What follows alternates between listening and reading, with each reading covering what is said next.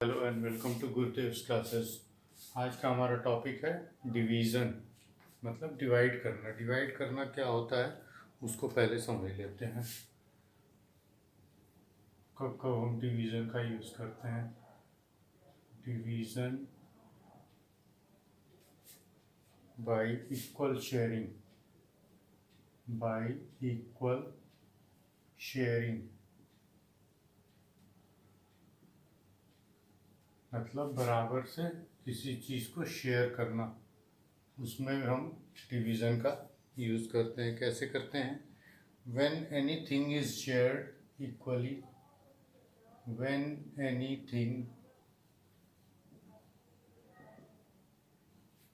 is shared equally,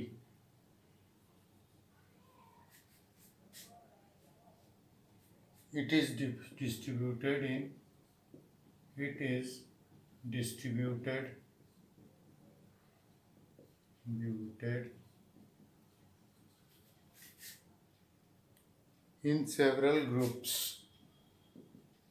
several groups. कोई चीज़ जब हम शेयर करते हैं तो हम क्या करते हैं, उसको ग्रुप्स में इक्वली बांटते हैं, उसको सबको एक बराबर देते हैं। To find how many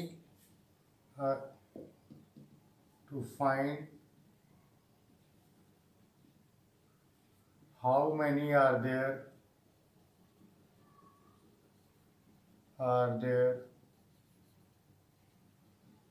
in each group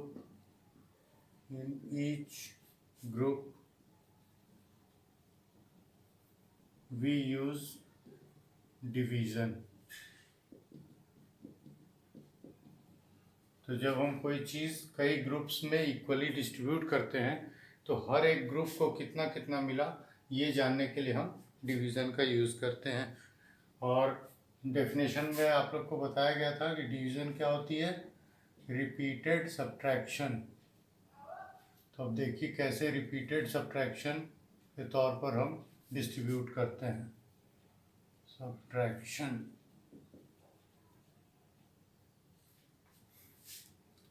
suppose हमारे पास 8 एप्पल्स हैं। डिस्ट्रीब्यूट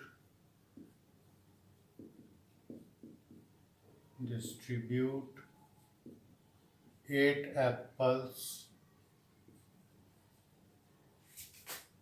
इन 4 ग्रुप्स। सपोज आपके क्लास का ग्रुप आपने बना लिया, एक रेड हाउस, एक येलो हाउस, एक ब्लू हाउस, एक ग्रीन हाउस, ठीक है। 4 ग्रुप्स बन गए। अब हर ग्रुप में आपको इक्वली डिस्ट्रीब्यूट करने हैं टोटल 8 एप्पल्स को। तो अगर हम सबको एक एक एप्पल दे दें, when we give 1 apple in each group, अगर हम हर ग्रुप को एक एक एप्पल दें तो हमारे पास कितना रिमेनिंग बचेगा? Then remaining apples is equals to कितने हो जाएंगे? अगर सब में हम 1 किए तो 4 ग्रुप्स हैं, तो 4 ग्रुप्स में 1 दिए तो मतलब 4 एप्पल्स दे दिए। तो 8 minus 4 that gives 4 apples remaining है। फिर अगेन हमने किया, अब एक एप्पल की बजाय अब 2 एप्पल दे दिए। When we give 2 apples in each group,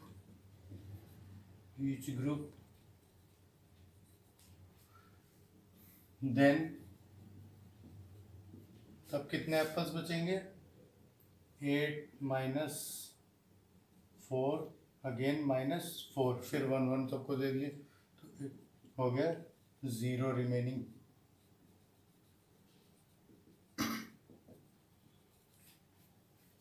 तो अगर हमने 2 एप्पल्स दिए तो हमारे पास एक भी एप्पल रिमेनिंग नहीं बचेगा। इसको हम डिवीज़न के फॉर्म में ऐसे लिखते हैं, इसको डिवीज़न के फॉर्म में ऐसे लिखेंगे कि 8 divided by 4 gives us 2 apples each. Apples each. तो हर ग्रुप को 2-2 एप्पल्स मिल जाएंगे। ठीक है, डिवीजन के दूसरे मेथड पे, ये है equal grouping, EQUAL, equal grouping. अब सपोज इसी एग्जांपल में हमने ये डिसाइड कर लिया कि हम सबको एक certain amount of Apple distribute करेंगे, तो हमें देखना है कि कितने ग्रुप्स हमारे पास बनेंगे। तो suppose if 8 apples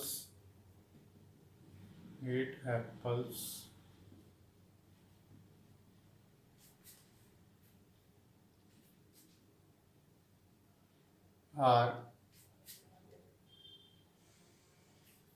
kept as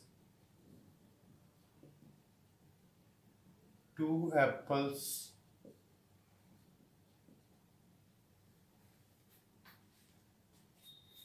in each packet. Suppose हमारे पास कई पैकेट्स हैं और हमें हर पैकेट में 2-2 एप्पल्स का ग्रुप बनाना है। ठीक है, तो सबसे पहले रखेंगे 2 एप्पल्स पैकेट 1 में। पैकेट 1 में जब हम 2 एप्पल्स रख देंगे तो हमारे पास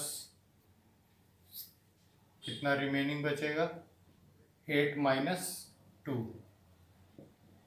= 6 एप्पल्स रिमेनिंग बचेंगे।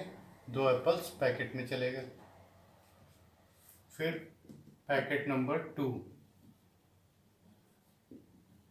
पैकेट नंबर 2 में भी हमने 2 एप्पल्स रखे। अब कितना बचेगा, 6 - 2 4 एप्पल्स। फिर पैकेट नंबर 3 में 2 एप्पल्स रखे। अब कितना बचेगा, 4 - 2 2 एप्पल्स। ठीक है, देखिए रिपीट सब्ट्रैक्शन हम करते जा रहे हैं। जैसे जैसे एक एक पैकेट बनता जा रहा है वैसे वैसे हम रिपीटेड सब्ट्रैक्शन कर रहे हैं। तो ये डिवीज़न कहलाता है। पैकेट नंबर 4 में हमने जब 2 एप्पल्स डाल दिए, तो अब हमारे पास कितना रिमेनिंग बचेगा, 2 - 2 दैट इज 0 एप्पल्स। जहाँ 0 एप्पल्स बचे तहाँ हम रोक देंगे पैकेट बनाना, क्योंकि उसके आगे एप्पल है ही नहीं, तो रखेंगे कैसे। अब देखिए कितने पैकेट्स बने, 1 2 3 4। तो इसको हम कह सकते हैं 8 एप्पल्स डिवाइडेड बाई 2 एप्पल्स। तो 2 एप्पल्स का हमने ग्रुप बनाया है, तो हमें टोटल मिला है रिजल्ट 8 / 2 दैट इज 4 पैकेट्स। ये है डिवीज़न का कॉन्सेप्ट। 2 तरीके से हम डिवाइड करते हैं। अब डिवीज़न लिखते कैसे हैं, नंबर्स को डिवाइड कैसे किया जाता है उस पर देखते हैं। जब भी हम किसी नंबर को डिवाइड करेंगे तो पहले हम ये शेप ड्रॉ कर लेंगे। ठीक है, क्योंकि और बड़ा बनाते हैं। जिस नंबर को हमें डिवाइड करना है उसको हम कहते हैं डिवाइडेंड। उसको हम इस ब्रैकेट के अंदर रखते हैं। और जिस नंबर से डिवाइड करना है उसको हम कहते हैं डिवाइज़र। जितने से मल्टीप्लाई करने पे हमारा सही रिजल्ट आ रहा है उसको हम बोलते हैं कोशेंट। डिवाइज़र और कोशेंट को मल्टीप्लाई करने से हमें मिलता है प्रोडक्ट, जो कि डिवाइडेंड के इक्वल भी हो सकता है, उससे कम भी हो सकता है, प्रोडक्ट। और जब डिवाइडेंड में से प्रोडक्ट को माइनस करते हैं तो अगर डिवाइडेंड ज़्यादा होगा तो हमें मिलेगा reminder.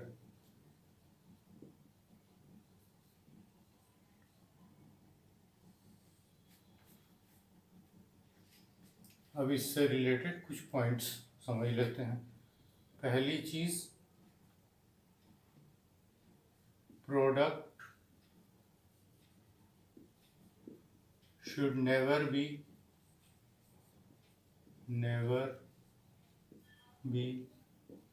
greater than dividend. Means हमारा ये जो प्रोडक्ट आना चाहिए ये कभी भी डिवाइडेंड से अधिक नहीं लेना है, या तो डिवाइडेंड के इक्वल हो या डिवाइडेंड से कम हो, लेकिन कम में भी नियरेस्ट अमाउंट होनी चाहिए। प्रोडक्ट शुड बी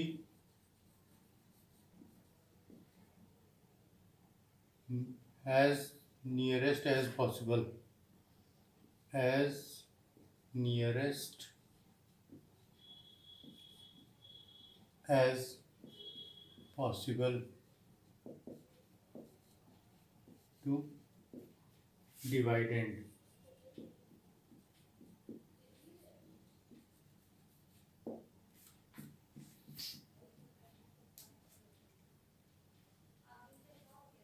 और इसी से हमारा तीसरा पॉइंट आता है कि रिमाइंडर कभी भी डिवाइज़र से ज़्यादा नहीं आना चाहिए, वो कभी नहीं आना। अगर आ रहा है तो मतलब आप डिवीज़न गलत कर रहे हो। Reminder should never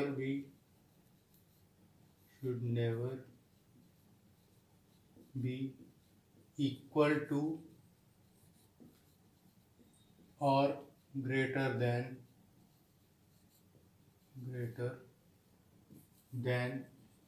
divisor. ठीक है, ये 3 पॉइंट्स आपको बिल्कुल अपने दिमाग में याद रखना है।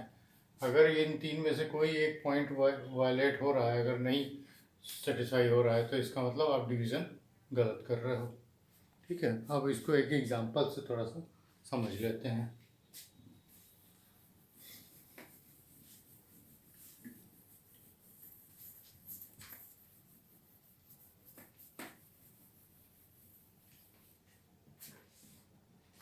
सपोज हमें 36 को डिवाइड करना है 5 से। ठीक, टेबल 5 की पढ़ेंगे। हम चाहें तो 5 6 30 भी कर सकते हैं, ये भी इससे छोटा है डिवाइडेंड से। माइनस करेंगे 6 आएगा, फिर 5 6 30, फिर 5 1 5, माइनस किए आया 1। ठीक है, लेकिन ये गलत है, इस तरीके से हमें नहीं करना है, क्योंकि ये तीसरे रूल को वायलेट कर रहा है कि हम नियरेस्ट वैल्यू नहीं ले रहे हैं। ठीक है, इसमें हम करेंगे क्या, इससे जो भी नियरेस्ट वैल्यू पॉसिबल होगी वो हम लेंगे। तो जैसे ये 36 है तो 5 6 30 भी है, वो भी कट सकता है, लेकिन 5 7 35 इसके नियरेस्ट आएगा, तो हम 5 7 35 लेंगे। इसको जब हम सब्ट्रैक्ट करेंगे तो ये हमारा 6 - 5 1 रिमाइंडर बचेगा। ये हमारा हो गया डिवाइज़र, 36 हो गया हमारा डिवाइडेंड, 7 हो गया हमारा कोशेंट, और 1 हो गया हमारा रिमाइंडर। ठीक है, इस तरीके से हम डिवीज़न करते हैं। आगे एडवांस डिविजन्स विथ एग्जांपल आगे नेक्स्ट वीडियोस में हम पढ़ेंगे। Thank you.